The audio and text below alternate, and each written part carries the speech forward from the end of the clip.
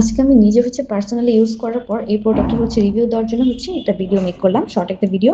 CPS এর এই ক্যারাটিনের দুটো ফ্লেভার এখন আমাদের স্টকে অ্যাভেলেবেল। মূলত এটা ৩টা ফ্লেভার, একটা মিল্ক, একটা স্ট্রবেরি অ্যান্ড নাটের একটা। তো আমি নাট যেটা সেটা ইউজ করতেছি। মানে খুবই ভালো একটা প্রোডাক্ট। এটা জাস্ট স্মেলটা ৩টা ৩ রকম, বাট কাজ কিন্তু একই প্রত্যেকটা প্রোডাক্টে।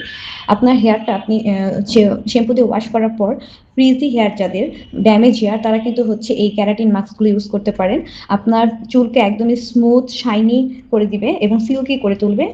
যারা পার্লারে যে ক্যারাটিন মাস্কগুলো ইউজ করেন তারা কিন্তু পার্লারে কিন্তু মূলত এইসব প্রোডাক্টগুলোই ইউজ করে থাকে।